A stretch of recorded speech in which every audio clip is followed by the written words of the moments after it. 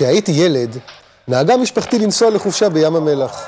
אהבתי מאוד את החופשות הללו, ואני זוכר אותן היטב, בעיקר משום שדוד, שהיה הדוד האהוב עליי, לא הגיע מעולם איתנו. כששאלתי באכזבה מדוע, חזרו והסבירו לי שיש לו לב חלש. אז באותם הימים ידעו כולם שלחולי לב לא מומלץ, ואפילו מסוכן לשהות במקום הכי נמוך בעולם. מאז זרם הרבה מאוד דם בעורקים, והמחקרים מראים כי לים המלח דווקא יש השפעה מיטיבה עם חולי הלב.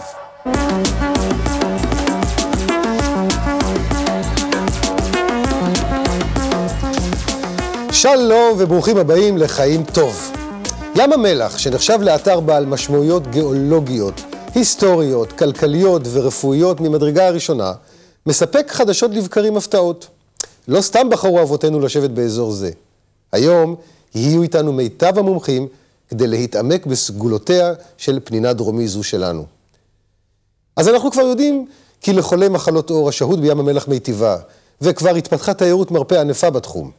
והנה, גם חולי לב עשויים להפיק טובה משהייה באזור ים המלח.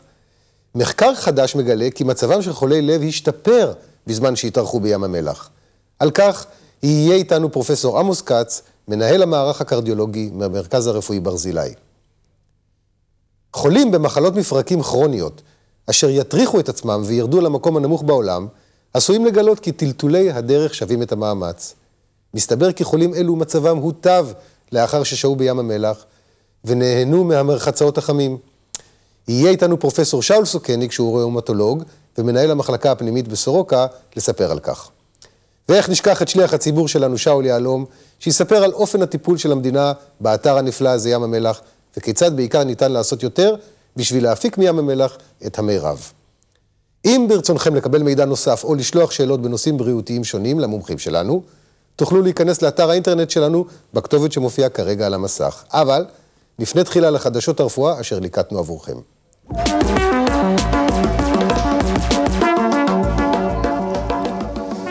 בשורה טובה מגיעה מאזורנו, התזונה הים תיכונית. תזונה זו דלה בשומן רווי ועשירה בפירות וירקות, והיא בעלת יתרונות בהפחתת מחלות לב. חוקרים מאוניברסיטת קיימברידג' בלונדון בדקו את השפעותיה של התזונה הים תיכונית על הסיכון למוות על פני תקופה של 5 שנים. מספר הנבדקים היה עצום, כ500,000 איש, והסתבר כי אלה שהקפידו על תזונה ים תיכונית היו בסיכון נמוך ב-20% למות במהלך המחקר, לעומת אלו שצרכו תזונה אחרת. אז כדי להאריך ימים בנחת, הרבו בירקות, זיתים, חומוס ושמן זית בצלחת. תאומים זהים הם בעלי מטען גנטי זהה, ולכן הם משמשים כמודל למחקרים רפואיים. חוקרים מפינלנד ביקשו לברר את העדפה לטעם המתוק, ולראות האם יש לגנטיקה תפקיד בנושא. החוקרים בדקו מאות תאומות זהות ולא זהות, לגבי העדפתן לדברי מתיקה. התאומות דרגו את מידת אהבתן למתוקים השונים. בהשוואה בין שתי הקבוצות נמצא כי אצל התאומות הזהות, שלא כמו אצל התאומות הלא זהות, הייתה אחידות גם בתשוקתן למתוק המתוק, והכל בגין הגנטיקה. כיצד הסתגלו אנשים להישאר זקופות במצב של הריון מתקדם? זו משימה לא פשוטה. משקל העובר גדול לקראת סוף ההיריון, ובכל זאת נשים ממשיכות להלך זקופות מבלי לנטות קדימה או ליפול. על פי סריקות של מאובנים פרה-היסטוריים נמצא כי האבולוציה העדיפה את האימהות שהצליחו להתמודד טוב יותר עם דרישות ההיריון. צוות חוקרים מארצות הברית הראה כיצד עם הזמן, החוליה התחתונה בעמוד השדרה של האנשים הפכה חזקה יותר, כדי לאפשר את התנוחה המוגזמת הזו של עמוד השדרה, אצל נשים הרות כשהן עומדות זקופות. שוב, נשים מוכיחות שהן החוליה החזקה והזקופה בשרשרת, ובינינו, אף גבר לא היה שורד משקל עודף כזה ונשאר זקוף.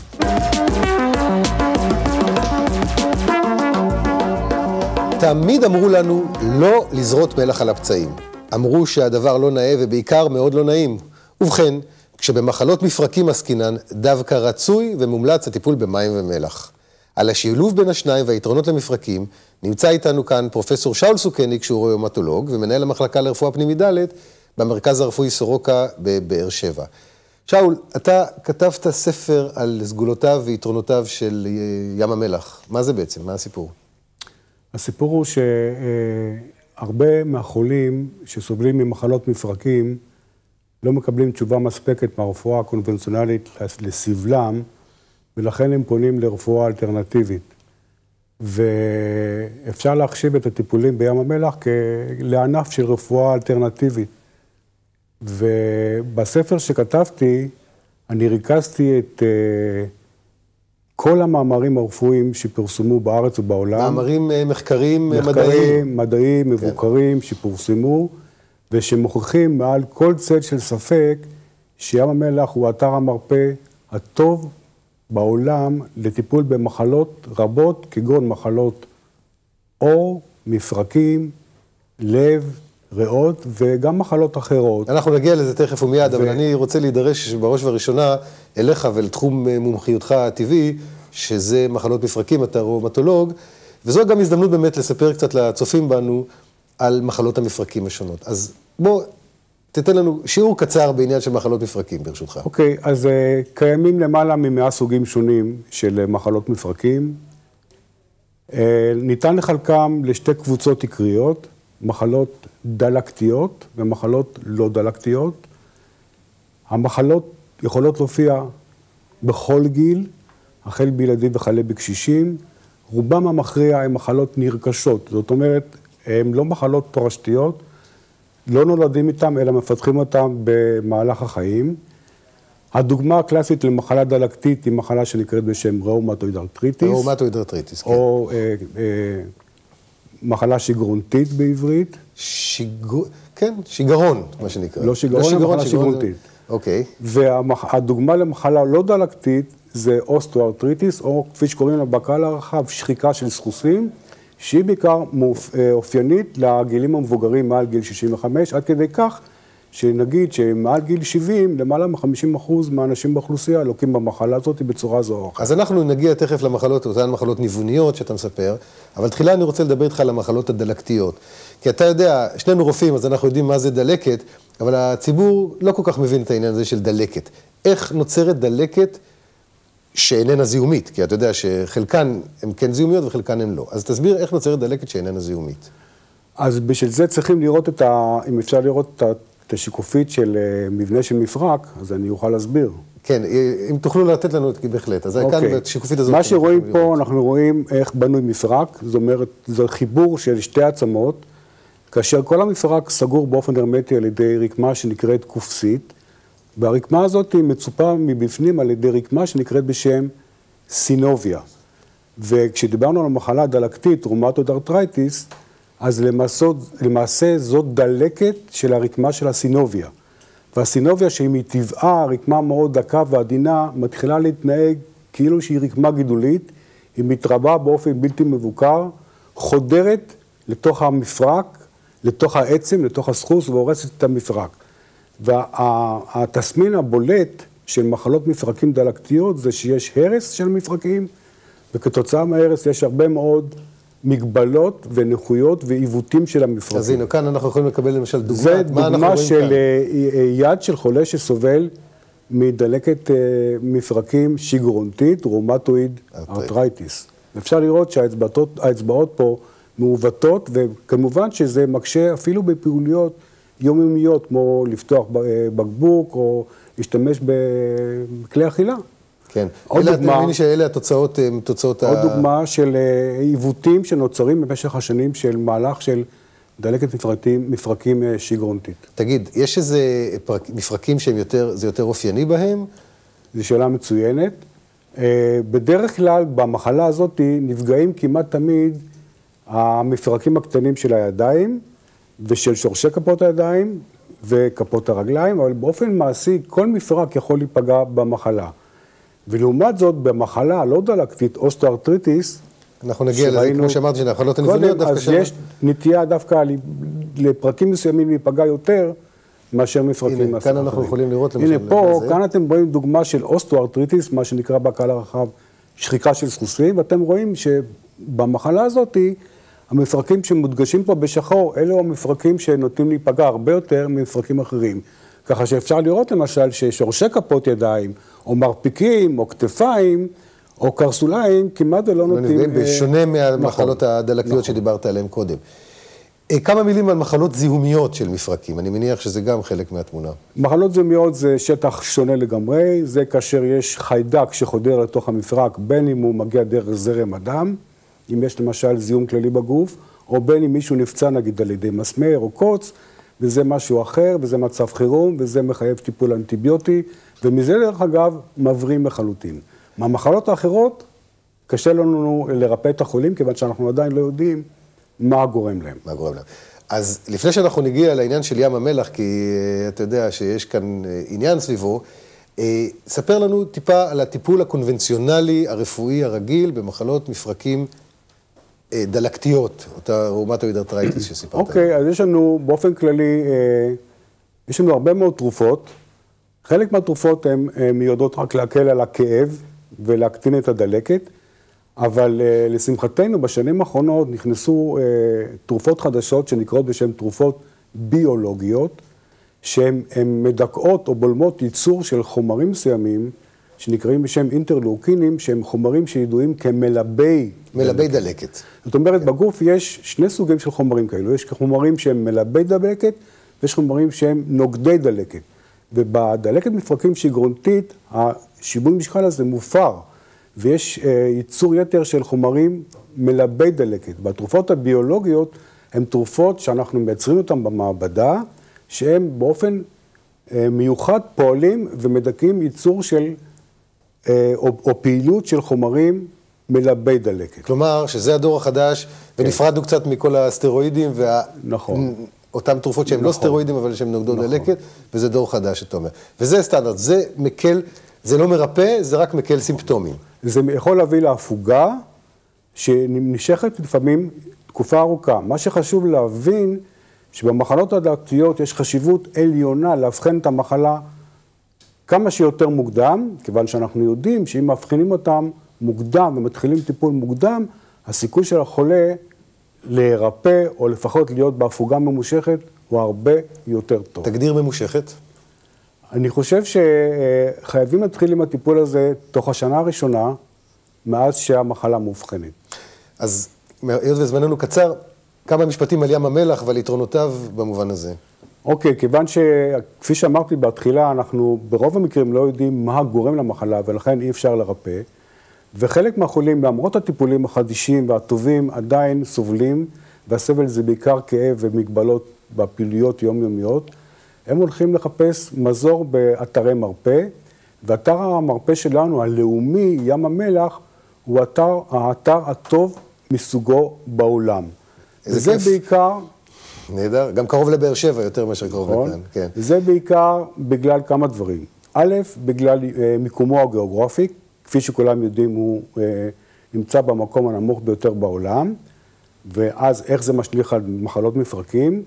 אנחנו יודעים כבר שנים ארוכות מניסויים שערכו בחדרים שבהם אפשר לבסט טמפרטורה ולחץ ברומטרי ולחות, שחולים עם דלקות מפרקים בדרך כלל מעדיפים לחץ ברומטרי גבוה, לחות נמוכה וטמפרטורה גבוהה ואחידה, וזה בדיוק מזג האוויר שיש בים המלח. פרופסור שאול סוכניק, ראומטולוג, תודה רבה לך, החכמת אותנו בעניין הזה. חן חן. תודה.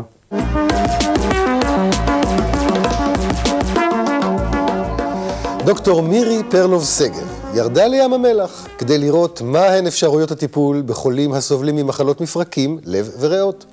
שם היא פגשה את קלאודיו לרוסה, שהוא אחראי צוות המטפלים המקצועיים בספה. הבה ונראה.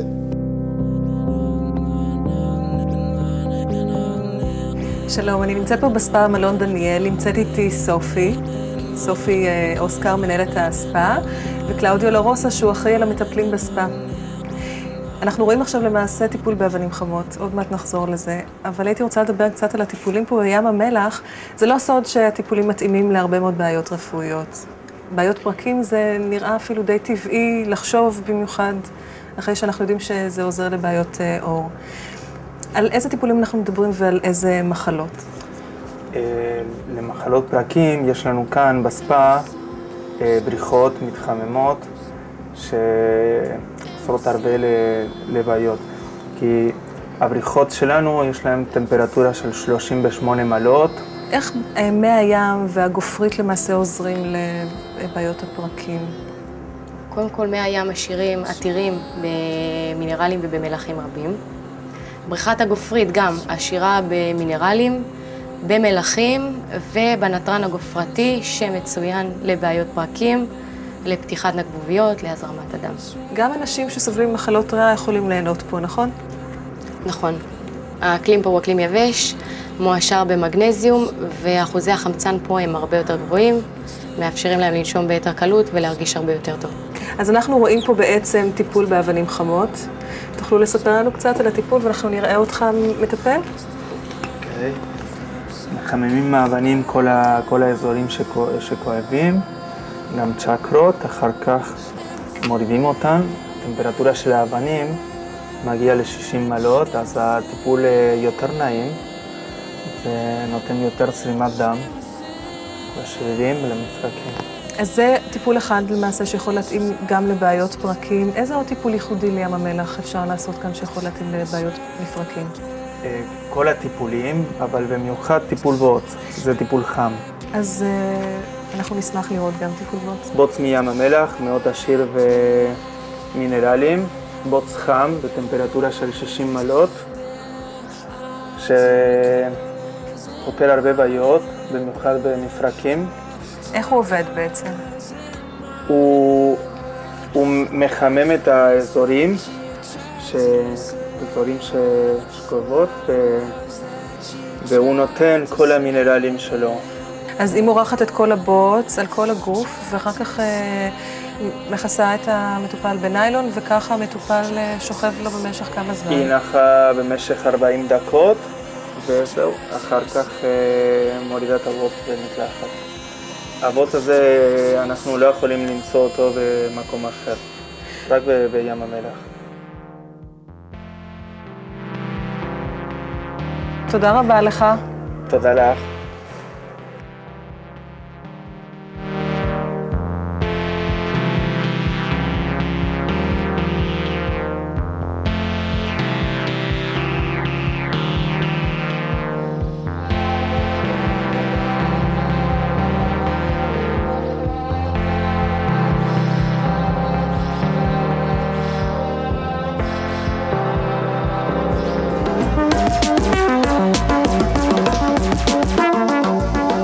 לחולי לב מומלצת דיאטה דלת מלח. זה ידוע. אולם מסתבר לאחרונה כי לחולי לב עשויים הרופאים בעתיד להמליץ על דיאטה מרובה של ים המלח. הנה אנחנו שומעים כי לים המלח, על שלל סגולותיו, מצטרפת גם איכות נוספת. שהות באזור ים המלח עשויה להיטיב את מצבם של חולי הלב. ועוד לא אמרנו מילה אחת על הנוף המדהים. שלום לפרופסור עמוס כץ, שהוא מנהל המערך הקרדיולוגי בית חולים ברזילי באשקלון, אשקלון וים המלח. אז מה יש לו לים המלח שאין לאשקלון? לים המלח יש את העומק שלו, והעומק, כמקום העמוק ביותר בעולם, נותן גם לחץ אטמוספרי של חמצן גבוה יותר, נותן ריכוז מלחים של מגנזיום וברום יותר גבוה באוויר, ושיש לו את הפוטנציאל לעזור לחולים. זה בא על בסיס איזשהו פחד, אנחנו לא מצליחים להבין מאיפה הוא בא, שים המלח מוגדר כמסוכן. זהו, אז זה בדיוק מה שרציתי לשאול אותך. אני זוכר שהמיתולוגיה תמיד הייתה, אתה לא יורד יותר נמוך מגובה פני הים, אם אתה חולה לב. זאת אומרת, מה מקור העניין הזה בכלל? זו שאלה שאלתי את עצמי הרבה פעמים, וזה בייחוד נובע שכל פעם שמתייצב מולי חולה ושואל, האם מותר לי לרדת לים המלח? ועל פניו התשובה הייתה כן, כמובן. קודמיי לפני 10 שנים, פרופסור אבי נדר בני ציון בחיפה דווקא, הוריד לפני 10 שנים קבוצה של חולי לב לים המלח, וכבר הוכיח שזה בטוח ואפילו מסייע לחולים. אז, כלומר, ממך יוצאת כרגע בשורה, ומי שצופה בנו, זה בסדר, זה בטוח. כלומר, אין מגבלה לאנשים חולי לב לרדת לים המלח. אכן כן, וזה בדיוק הייתה מטרת המחקר שעשינו. לקחנו קבוצה של חולי לב שמוגדרים כחולי לב קשים. כן. חולי לב עם פגיעה בשריר הלב, חולי לב עם אי ספיקת לב, חולים אחרי אירוע של אפילו דום לב, או בסכנה להפרעות קצב, כלומר, שעברו השתלה, חולים קשים. יציבים, אבל קשים. החולים שיש פגיעה בשריר הלב, כמו שאנחנו רואים בשקופית השמאלית. בשקופית, אם אפשר לחזור, לראות את השקופית שמייצגת בעצם מה זה אותו מצב של כישלון לב שאנחנו מדברים עליו. שבו במקום שריר לב יפה ומתפקד, כמו שאנחנו רואים בצד ימין של המסך, בצד שמאל אנחנו רואים שריר לב מורחב, והמשאבה איננה מתכווצת היטב, דבר שגורם להגירת נוזלים, למשל בריאות, והם גם בסיכון להפרעות קצב ומוות פתאומי, לכן הם קיבלו השתלה של מכשיר שנקרא דפיברילטור ששומר עליהם. אמרנו, הפעם ניקח את החולים היותר קשים, ונוריד אותם לים המלח, תחת בקרה, הצטרף אליי דוקטור צחי בן ציון, דגנית הטכנאית ורחל האחות, ירדנו בצוות מלא עם כל הציוד, ונתנו להם שהות של 4 לילות בים המלח, זה קצר, כדי לבחון את האפקטים של ים המלח על הקבוצה הזאת של חולי לב שמוגדרים חולי לב קשים. והנה מה גיליתם? ומצאנו א' שכולם נהנו, השאלה אם הם נהנו מעצם זה שנתנו להם 4 ימי חופשה חינם וכלכלה מלאה, אני מניח שזה מעבר לזה, כי בדקנו מדדים רפואיים, כמו היכולת הגופנית שלהם שנמדדה במרחק הליכה, אנחנו קוראים לזה מבחן 6 דקות הליכה, ואנחנו רואים שיש עלייה בים המלח ביכולת ההליכה שלהם, שהיא יותר טובה, לעומת אשקלון בעמודה השמאלית, וכעבור שבועיים בדקנו אותם שוב, הם חזרו למצב הבסיסי שלהם, כעבור שבועיים, חלקם נשמרו על השיפור הזה. כלומר, שאחרי שהם סיימו את השהות שלהם שם, עוד היה להם איזושהי תוספת אקסטרה כזאת של שיפור ביכולות שלהם. איזה עוד מדדים מדדתם? הדבר השני שבדקנו זה האפקט הלחץ הדם. ולחץ הדם, תמיד יש חשש של אנשים יתר לחץ דם לרדת לים המלח, אולי בגלל הלחץ הגבוה, וההפך הוא, לחץ הדם או לא עולה, או אפילו במידה מסוימת גם יורד בים המלח. זה מה שאנחנו רואים כאן. כמו שאנחנו רואים בעקומות שבסך הכל לא משתנות הרבה, כלומר זה בטוח גם לחולי לחץ דם. הדבר נוסף, בדקנו גם מדדים שאנחנו לא תמיד רואים כאן על השקופית, של מדד למידת אי ספיקת הלב שלהם, זה נקרא BNP, והוא השתפר, כלומר היה שיפור במדדי ספיקת הלב, והדבר האחרון שאנחנו רואים זה ריבוי החמצן, שהשתפר בחולים האלו. שזה נובע אולי באמת מהלחץ הברומטרי. ללא ספק, ללא ספק, ולכן זה גם טוב לחולי ריאה לרדת לשם, כי הם כאילו מקבלים אספקת חמצן יותר טובה. אז פרט לשהות הכיפית הזאת, אתה יודע, במלון, עם הכל כלול, מה שנקרא, אתה מצייר בעצם תמונה יחסית מעודדת, שעשויה אולי באיזשהו מקום ליצור איזשהו עתיד לנושא הזה מבחינת ים המלח. מה אתה חושב? בהחלט, כבר היו הצעות מאנשים קודמים שחקרו את העניין הזה, לעשות שיקום חולי לב בים המלח. נעשה ניסיון בעניין הזה, ואנחנו ננסה לדחוף את זה קדימה. שיקום של מחלות ריאה נעשה על ידי פרופסור קרמר בים המלח בנושא מחלות ריאה, וזה בהחלט אתר שאפשר לקחת לשפר אותו, כן, מבחינת תיירות מרפא. חולים לים המלח. החולים שלנו הם גם היו חולים הפרעות קצב, המכשיר המושתל הזה, ששומר עליהם, גם נותן לנו אינפורמציה רבה, ומשם ראינו שהפרעות הקצב שלהם פחתו. כלומר, החולים האלו בהחלט מוגנים שם. אני אנצל את כישוריך כקרדיולוג, ואשאל אותך שאלה שכן קשורה, לא קשורה, ספא, ג'קוזי, תמיד יש שם אזהרות לחולי לב או לאנשים מבוגרים, למה? משום שעלייה גדולה בטמפרטורה לאורך זמן, ועלייה בטמפרטורת הגוף עלולה להזיק. לחולים האלו שהורדנו אגב לים המלח, אמרנו, תלכו בזמנכם החופשי, לא לבריכות חמות מדי, לא לטיפולים ממושכים, ואכן הם הלכו אליהם, כן. ונהנו מהם. כלומר, לא צריך ללכת לתנאים קיצוניים, אבל תנאים רגילים וטובים. בנושא של ספא, הייתה עבודה לא מזמן שהראתה שיש אפילו שיפור בשימוש נכון בסאונה, בתפקוד דופן כלי הדם. אז שימוש מושכל ולא ארוך מדי, הוא לא נמנע מהאנשים האלו, לא בתנאים קיצוניים, לא יותר מדי זמן. זאת אומרת שההמלצה שלך, בין אם חולי לב, בין אם לא חולי אנשים מבוגרים באופן כללי, להשתדל להימנע משהות ממושכת מדי בכאלה מקומות, כי זה מרחיב את כלי הדם ויחסו לעשות בהם. נהדר, פרופסור עמוס כץ, מנהל המערך הקרדיולוגי בבית חולים ברזילי, חן לך, תודה רבה לך. תודה רבה.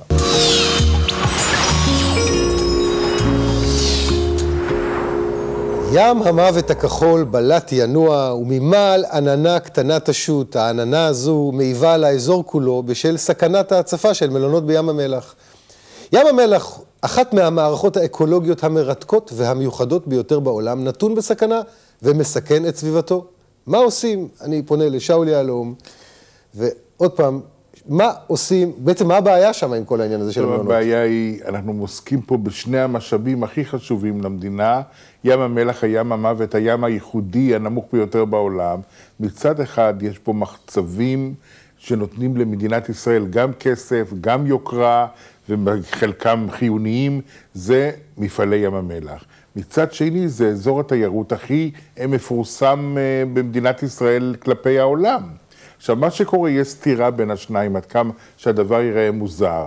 הטיפול בים המלח על ידי מפעלי ים המלח מגיע לכך שהוא מעלה בבריכות אידוי את המפלס של המים, המלונות כל הזמן סטטיים, ואז נוצר מצב שסכנה שמים מים המלח יציפו את המלונות שהם על שפת הים. זה קרה כבר הדבר הזה? עוד לא קרה, אבל לדוגמה, אחד מבתי המלון כבר אומר שהוא הולך לפנות את קומתו הראשונה, כי זה סמוך לקרות, והוא לא רוצה שזה יקרה כאשר יהיו באמת דיירים, זה יכול להרוס את כל התיירות באזור. לכן, מה שצריך פה לעשות... מה בדיוק רציתי לשאול, מה ניתן לעשות? אז יש תוכנית. זאת אומרת, לא צריך להתייאש לגמרי, אומנם זה עולה כמה מאות שקלים, מאות מיליונים. לא מאות שקלים, מאות מיליונים, 300-400 מיליון שקל, זה הרבה מאוד כסף, אבל זה שווה את ההשקעה גם כלפי המפעלים וגם כלפי התיירות. אלא מה? שהכל כמו בממשלה, זה נעשה בעצלתיים, בצעדי צו, ועכשיו כסף אולי כבר יש, אבל אין מנהלה, היה מנהלה, אין מנהל המנהלה, צריך להוציא מכרז, הכל ביורוקרטיה ואיטיות, ואוטוטו טוענים המלונות, אם אנחנו לא פועלים בצורה דחופה, אז העסק הולך להיות מוצף. אבל המפעלים והמלונות, אני מניח, באיזשהו סוג של דיאלוג, איזשהו סוג של הבנה. אין ויכוח, הם מוכנים לתוכנית. התוכנית היא בדרך כלל בניית חומות חיץ, ובנייה מלמטה כמובן משהו מסיבי, כמו סחרים, שיעצרו את המים מהבריכות לבתי המלון.